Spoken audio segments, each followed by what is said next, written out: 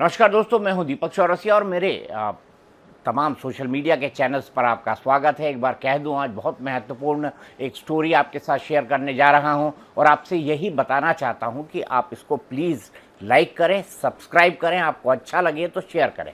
संभल एक दिल्ली से 160 किलोमीटर दूर एक ऐसा ज़िला जहां पर बड़ी संख्या में मुस्लिम पॉपुलेशन है। इस जगह की क्या विशेषता है? गरुड़ पुराण के हिसाब से संभल में ही भगवान विष्णु के 10वें अवतार का जन्म होगा, जो कलयुग का अवतार होगा, जिसे भगवान कल्कि कहा जाता है। गरुड़ पुराण में ये बात दर्ज है। लेकिन इस संभल का बाबर से क्या कनेक्शन है? वही बाबर जिसने अयोध्या में श्री राम जन्मभूमि के मंदिर को तोड़ा था। उस बाबर के सेनापति हिंदू बेग ने संभल के अंदर क्या किया था, उससे जुड़ी थोड़ी सी बात बताने जा रहा हूँ। बाद में मैं इसका पूरा वीडियो बनाऊंगा, इसका पूरा इतिहास बताऊंगा, इसमें क्या क्या हुआ, कब कब हुआ, डॉक्यूमेंट्स क्या कहते हैं, इतिहासकार क्या कहते हैं, इसके बारे में वो सब बताऊंगा। लेकिन हाँ, ये दावा किया जाता है कि बाबर के सेनापति हिंदू बेग ने वहाँ पर इसी कल्कि भगवान यानी हरिहर मंदिर को तोड़कर वहाँ पर शाही जामा मस्जिद बनवाई। ये शाही मस्जिद, जामा मस्जिद आज भी फंक्शनल है और आज इसमें ये हिंदू पक्ष की या मुस्लिम पक्ष की, इस पर कोर्ट कमिश्नर सर्वे शुरू हो चुका है। कोर्ट ने में ये मामला गया, दस्तावेज दिए गए विष्णु शंकर जैन, जो ऐसे तमाम मामलों में हिंदू पक्ष के वकील हैं, उन्होंने ही ये मामला दाखिल किया है। उसके बाद कोर्ट कमिश्नर का सर्वे ऑर्डर हुआ और तुरंत पुलिस की बड़ी मौजूदगी के बीच हरिहर मंदिर का कोर्ट कमिश्नर सर्वे शुरू हो चुका है। इस सर्वे के लिए भारी संख्या में पुलिस बल वहां पर तैनात है। संभल का ये शाही जामा मस्जिद जिसकी मैं बात कर रहा हूँ, ये कई सालों से, मतलब लगभग पिछले 500 सालों से ये जगह विवादित है। मैंने आपको क्यों बताया, उसका कारण बताया। लेकिन दूसरी जगहों और इसमें ये एक अंतर है कि इसके अंदर जो मस्जिद है वो पूरी तरह से फंक्शनल है और अभी भी काम कर रही है। हिंदू और मुस्लिम पक्ष को लेकर इसकी तनातनी होती रहती है। अब क्या हुआ है, भारी पुलिस बल तैनात किया गया है। लेकिन जो इसके याचिकाकर्ता कौन है? केला देवी के महंत ऋषिराज गिरी। उनको आज मस्जिद में प्रवेश नहीं करने दिया गया है क्योंकि वो हिंदू संत है, विवाद हो सकता था। तो वो इस शाही मस्जिद के बाहर खड़े थे। लेकिन कोर्ट कमिश्नर सर्वे शुरू हो चुका है।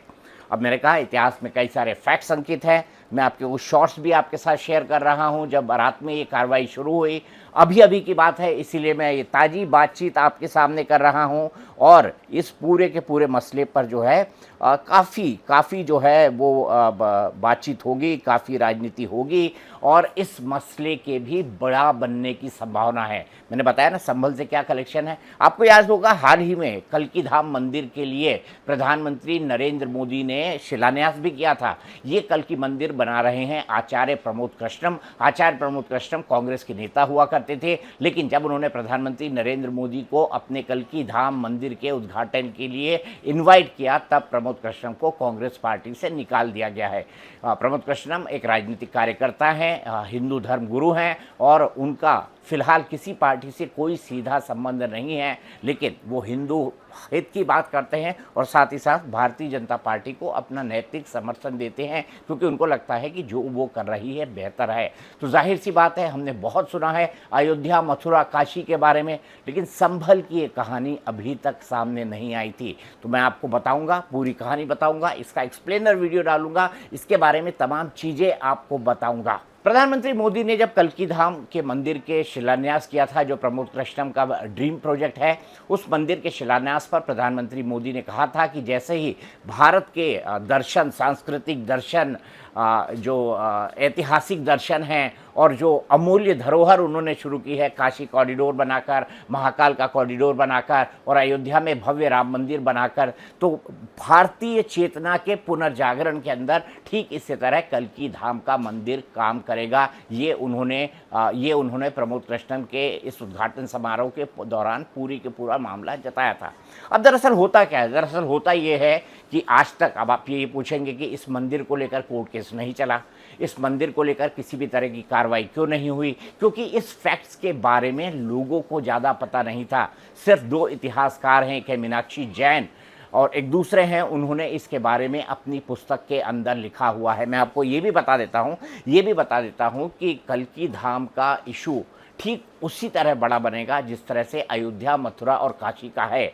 काशी में भी कोर्ट कमिश्नर सर्वे हो रहा है, एएसआई के कई सर्वेक्षण की बात है, इसको लेकर हिंदू पक्ष अब हाई कोर्ट जाएगा, हाई कोर्ट के बाद सुप्रीम कोर्ट, ये प्रक्रिया चलेगी। और इस संभल की मस्जिद के मुद्दे को क्यों नहीं उठाया गया? तो मेरा ये मानना था, विश्व हिंदू परिषद और बाकी हिंदू पक्ष का ये मानना था कि जब राम मंदिर पर फैसला आ जाए, जो आ चुका है, जब काशी पर सुनवाई शुरू हो जाए और वो हो चुकी है, जब मथुरा पर सुनवाई शुरू हो जाए, वो होना शुरू हो चुकी है, कई संत और महंत और जो मठों से जुड़े हुए लोग हैं वो भगवान कृष्ण के मंदिर बनने के लिए कई तरह के संकल्प भी ले चुके हैं। ऐसे में ये सही वक्त है, सही टाइमिंग है, जिसको लेकर विष्णु शंकर जैन इस पिटीशन को लेकर गए हैं और उन्होंने कोर्ट कमिश्नर के सर्वे करने से जो है उसमें सफलता पाई है, जिसके बाद ही बड़ी संख्या में भारी पुलिस बल के साथ इस हरिहर मंदिर का सर्वे किया जा रहा है, जिसे कल्कि धाम मंदिर भी कहा जाता है। और